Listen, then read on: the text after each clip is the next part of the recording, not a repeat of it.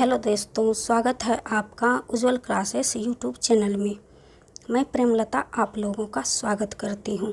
आज इस वीडियो में हम हिंदी साहित्य का इतिहास के महत्वपूर्ण वस्तुनिष्ठ प्रश्न करेंगे जो हर प्रतियोगिता परीक्षा में पूछे जाते हैं। चलिए शुरू करते हैं। एक, हिंदी साहित्य का आदिकाल। हिंदी का एक इतिहास ग्रंथ है। इस ग्रंथ के रचनाकार का नाम क्या है? रामचंद्र शुक्ल, नलिन बिलोचन शर्मा, हजारी प्रसाद द्विवेदी, रामविलास शर्मा। इसका सही आंसर है ऑप्शन सी।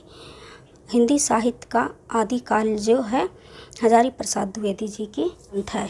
प्रसाद द्विवेदी जी की अन्य रचनाएं हैं जो आप याद रख सकते हैं। हिंदी साहित्य का उद्भव और विकास, इसका प्रकाशन वर्ष है 1952 ईस्वी। और हिंदी साहित्य की भूमिका 1940 ईस्वी, जो आप ये भी याद रख सकते हैं। चलिए दूसरे प्रश्न की ओर।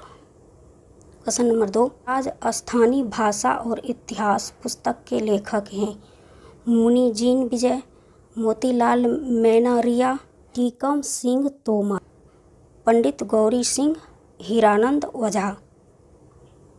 तो इसका सही आंसर है ऑप्शन बी। 3, रीतिकाल को श्रृंगार काल की संज्ञा किसने दी?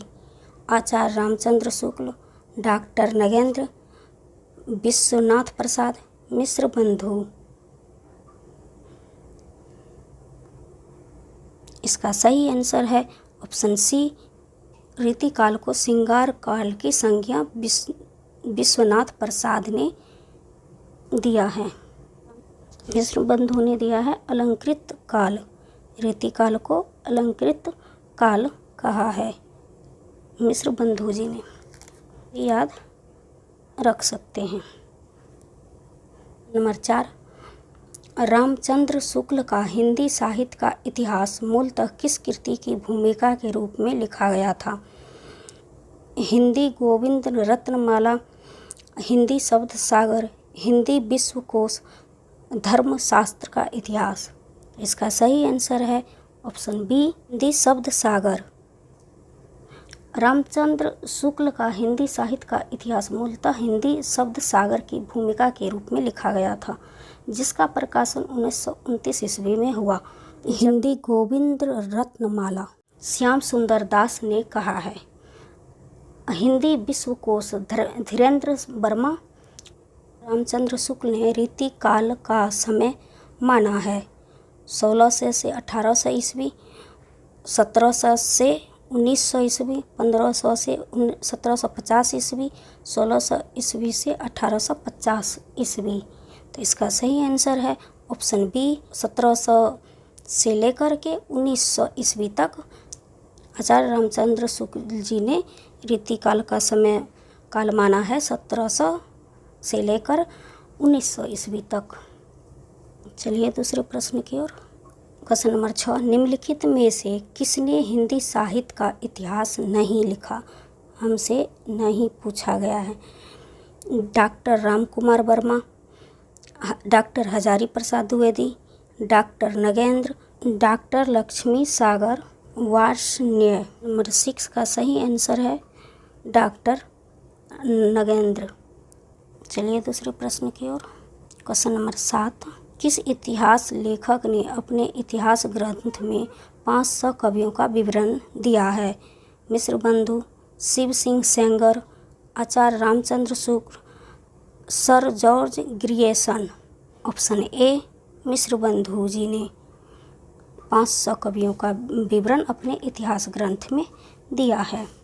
आचार्य रामचंद्र शुक्ल के इतिहास ग्रंथ में कालों के नामकरण का आधार क्या रहा?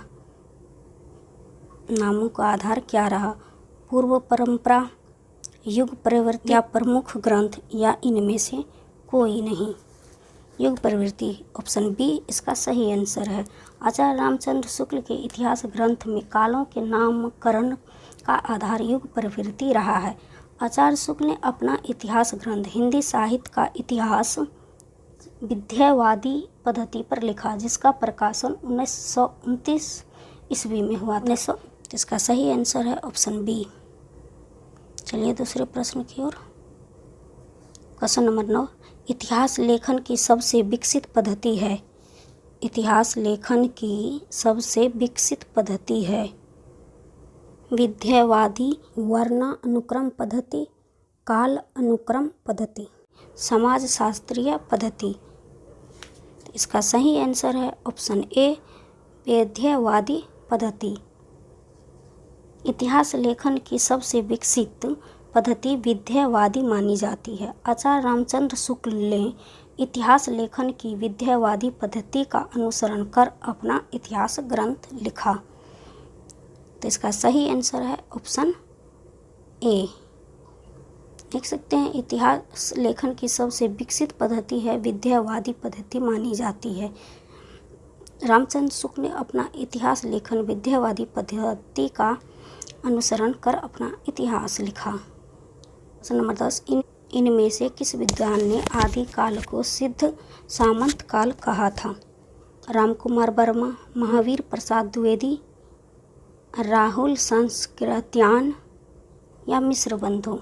इसका सही आंसर है ऑप्शन सी, आदि काल का नाम और विद्वान संधि काल एवं चारण काल रामकुमार वर्मा जी ने कहा है। आरंभिक काल मिश्र बंधु जी ने कहा है। आदि काल को मिश्र बंधु जी ने प्रारंभिक काल कहा है, जो आप याद रख सकते हैं। चलिए दूसरे प्रश्न की ओर। क्वेश्चन नंबर 11, भारतीय साहित्य की भूमिका के लेखक हैं बुधनाथ सिंह, रामदरस मिश्र, रामविलास शर्मा। उपयुक्त में से कोई नहीं। इसका सही आंसर है ऑप्शन सी। नंबर 12, इनमें से किस साहित्य इतिहासकार ने अपने इतिहास ग्रंथ में हिंदी के गद्य साहित्य को गद्य का आविर्भाव, गद्य का प्रसार और गद्य की वर्तमान गति नामक खंडों में विभक्त करके विवेचित किया है? ऑप्शन है बच्चन सिंह, शिव सिंह सेंगर, रामचंद्र शुक्ल, रामशंकर शुक्ल रसाल। इसका सही आंसर है आचार्य रामचंद्र शुक्ल। आंसर है सी। व्याख्या इस प्रकार है, रामचंद्र शुक्ल ने अपने इतिहास ग्रंथ में हिंदी के गद्य साहित्य को गद्य का आविर्भाव, गद्य का प्रवर्तन, गद्य का प्रसार और गद्य की वर्तमान गति नामक खंडों में विभक्त करके विवेचित किया है। चलिए दूसरे प्रश्न की ओर। क्वेश्चन नंबर 13, हिंदी साहित्य के उत्तर मध्यकाल को कला काल नाम देने वाले विद्वान हैं। कला काल नाम देने वाले विद्वान हैं मिश्र बंधु, रामशंकर शुक्ल रसाल, विश्वनाथ मिश्र, रामचंद्र शुक्ल। तो इसका सही आंसर है ऑप्शन बी। हिंदी साहित्य के उत्तर काल को कला काल नाम देने वाले विद्वान हैं रामशंकर शुक्ल रसाल। तो इसका सही आंसर है ऑप्शन बी। हिंदी साहित्य के उत्तर मध्यकाल को कला काल नाम देने वाले विद्वान रामशंकर शुक्ल रसाल हैं। इस काल को यहाँ पे टाइपिंग मिस्टेक में, इस काल को मिश्र बंधु ने अलंकृत काल नाम दिया है, जबकि विश्वनाथ प्रसाद मिश्र ने श्रृंगार काल नाम दिया है। उत्तर मध्यकाल को आचार्य रामचंद्र शुक्ल ने रीतिकाल नाम दिया है। चलिए दूसरे प्रश्न। प्रश्न नंबर 14, हिंदी साहित्य के आदि काल को आधार काल नाम दिया है? डॉक्टर राम स्वरूप चतुर्वेदी, डॉक्टर रामशंकर शुक्ल रसाल ने, डॉक्टर मोहन अवस्थी ने। इसका सही आंसर है option C, doctor Mohan Awasthi ने आदि काल को आधार काल नाम दिया है। हिंदी साहित्य के आदि काल को आधार काल नाम डॉक्टर मोहन अवस्थी ने दिया। सुमन राजे ने भी आदि काल को आधार काल कहा है। चलिए दूसरे प्रश्न की ओर। हिंदी साहित्य का आलोचनात्मक इतिहास के लेखक हैं आचार्य रामचंद्र शुक्ल, आचार्य हजारी प्रसाद द्विवेदी, डॉक्टर रामकुमार वर्मा, डॉक्टर भगीरथ मिश्र। इसका सही आंसर है ऑप्शन सी। हिंदी साहित्य का आलोचनात्मक इतिहास के लेखक हैं डॉक्टर रामकुमार वर्मा। हिंदी साहित्य का आलोचनात्मक इतिहास के लेखक रामकुमार वर्मा हैं। इसका प्रकाशन वर्ष है 1938 ईस्वी। रामचंद्र शुक्ल का इतिहास ग्रंथ हिंदी साहित्य का इतिहास का स्थान सर्वोच्च है। हजारी प्रसाद द्विवेदी जी के ग्रंथ हिंदी साहित्य का आदिकाल, हिंदी साहित्य उद्भव और विकास, हिंदी साहित्य की भूमिका हैं, जो आप याद रख सकते हैं। चलिए दूसरे प्रश्न की ओर। प्रश्न नंबर 16, हिंदी साहित्य के इतिहास लेखन की परंपरा का सूत्रपात किया? आचार्य रामचंद्र शुक्ल ने, गारसादा तासी ने, जॉर्ज ग्रियर्सन ने, शिव सिंह सेंगर। इसका सही आंसर है ऑप्शन बी, गारसादा तासी। यहाँ पर व्याख्या दिया हुआ है, इसका प्रकाशन वर्ष भी दिया हुआ है। क्वेश्चन नंबर 17, मिश्र बंधु विनोद के लेखक हैं? राम बिहारी मिश्र, सुखदेव बिहारी मिश्र, कृष्ण बिहारी मिश्र, गणेश बिहारी मिश्र, श्याम बिहारी मिश्र, सुखदेव बिहारी मिश्र, शिव बिहारी मिश्र या श्याम बिहारी मिश्र या सुखदेव बिहारी मिश्र। ऑप्शन डी, शिव बिहारी मिश्र, सुखदेव बिहारी, घनश्याम बिहारी मिश्र। तो इसका सही आंसर है ऑप्शन बी, मिश्र बंधु विनोद ग्रंथ 4 भागों में विभक्त है, जिनके 3 भाग का प्रकाशन 1913 ईस्वी में हुआ। चतुर्थ भाग का प्रकाशन 1934 ईस्वी में हुआ। आप ये भी याद रख सकते हैं। चलिए अगले प्रश्न की ओर। 18, हिंदी साहित्य के उत्तर मध्यकाल को अलंकृत काल कहने वाले विद्वान इनमें से कौन हैं? मिश्र बंधु, रामचंद्र शुक्ल, विश्वनाथ प्रसाद मिश्र, नगेंद्र। इसका सही आंसर है ऑप्शन ए, मिश्र बंधु जी ने उत्तर मध्यकाल को अलंकृत काल कहा है,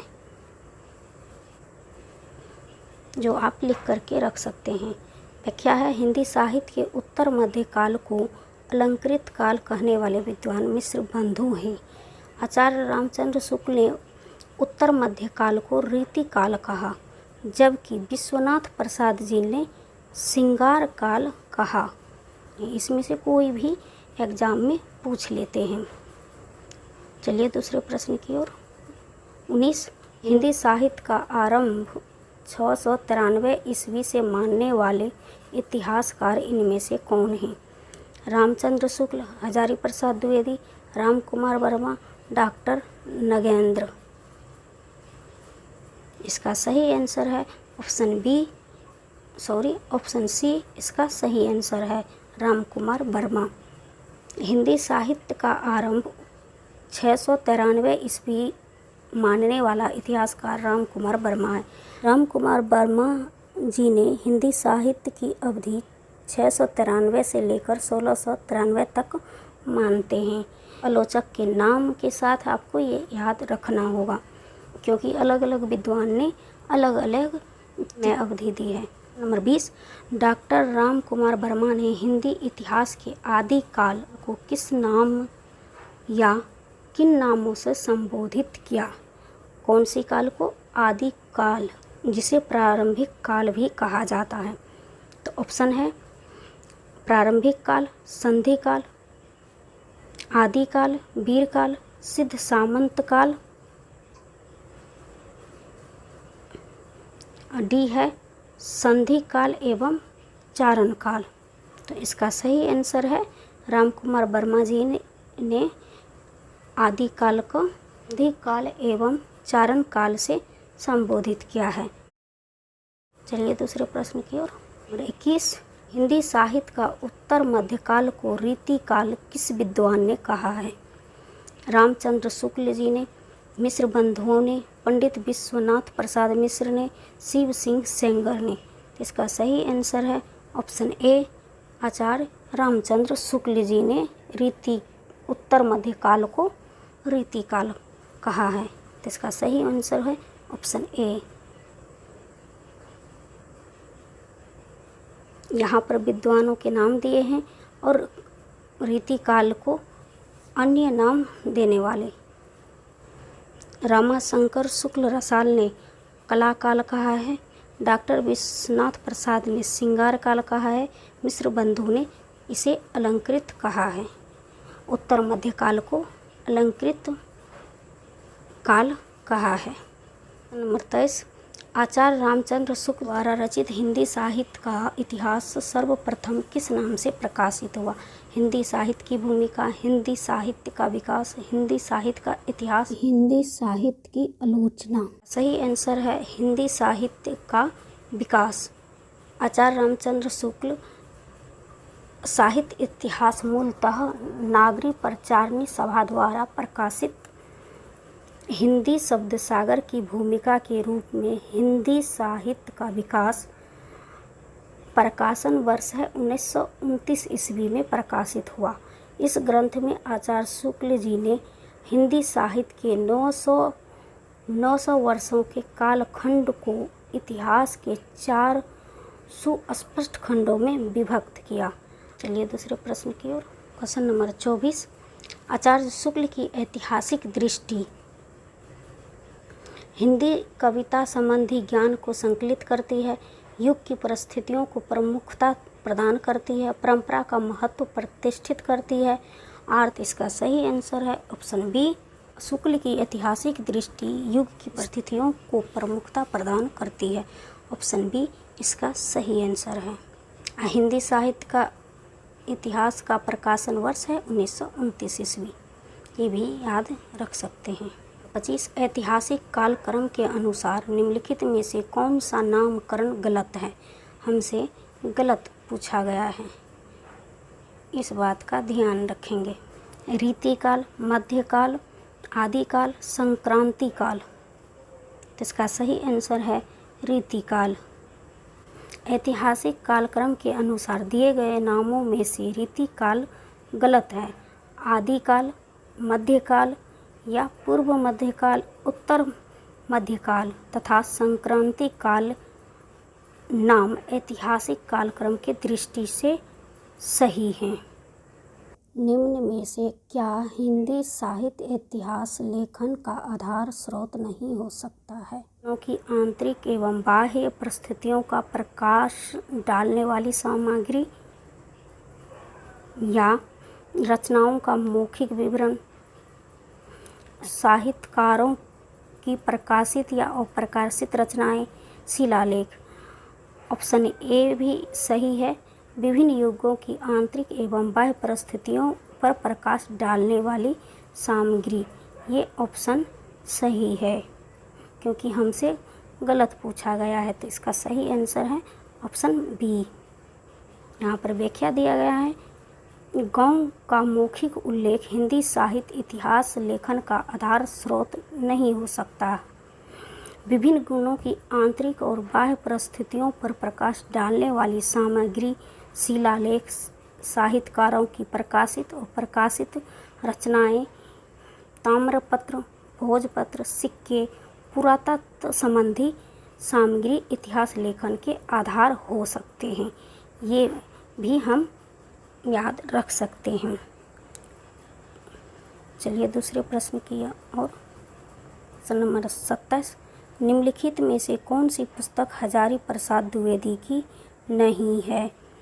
हिंदी साहित्य का उद्भव विकास, हिंदी साहित्य की आलोचना, हिंदी साहित्य की भूमिका, हिंदी साहित्य का आदिकाल। इसका सही आंसर है हिंदी साहित्य की आलोचना। ये भी हजारी प्रसाद द्विवेदी जी की रचना है। हिंदी साहित्य की भूमिका भी है, हिंदी साहित्य का आदिकाल भी। हिंदी साहित्य की आलोचना पुस्तक हजारी प्रसाद द्विवेदी की नहीं है। इनकी अन्य रचनाएं हैं हिंदी साहित्य की भूमिका 1940 ईस्वी, हिंदी साहित्य का उद्भव और विकास प्रकाशन वर्ष है 1952 ईस्वी, हिंदी साहित्य का आदिकाल 1952 ईस्वी, जो आप याद रख सकते हैं। चलिए दूसरे प्रश्न की ओर।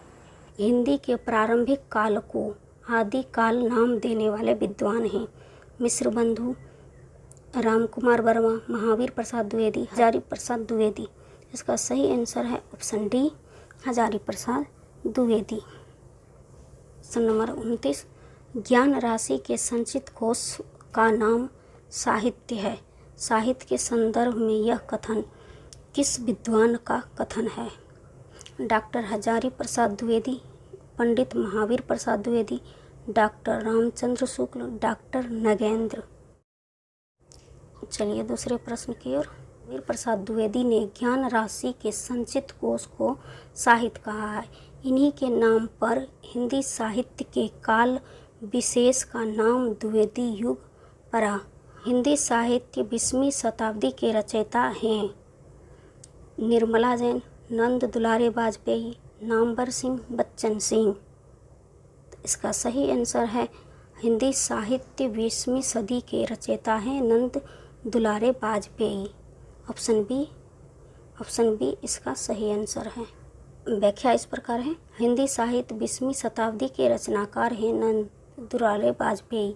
इनके अन्य रचनाएं हैं जयशंकर प्रसाद, आधुनिक साहित्य, प्रेमचंद, महाकवि सूरदास, महाकवि निराला, नई कविता, रस सिद्धांत, नया साहित्य, नए प्रश्न आदि।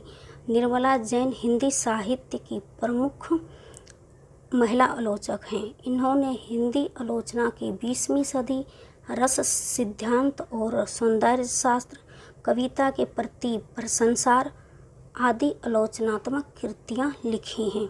नामवर सिंह की आलोचनात्मक रचनाएं हैं कविता के नए प्रतिमान, दूसरी परंपरा की खोज, इतिहास और आलोचना, वाद विवाद संवाद, आधुनिक साहित्य की प्रवृत्तियाँ, आलोचक के मुख से आदि।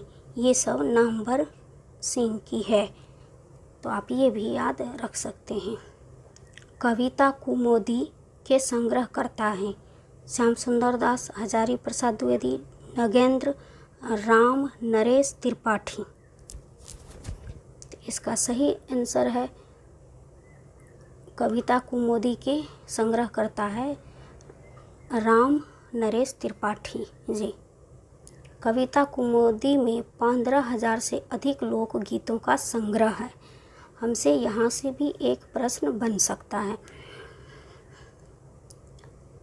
इसमें काव्य के विविध रूपों जैसे सोहर, कजरी, बिरहा, विवाह गीत, विदाई गीत आदि शामिल है। राम नरेश त्रिपाठी स्वच्छंदतावादी कवि हैं। इन्होंने मिलन, पथिक और स्वप्न शीर्षक से 3 काल्पनिक का खंड लिखा है। आज इस वीडियो में हम हिंदी साहित्य का इतिहास के 30 महत्वपूर्ण प्रश्न किए हैं। मिलती हूँ अगले वीडियो में। Thank you so much. धन्यवाद।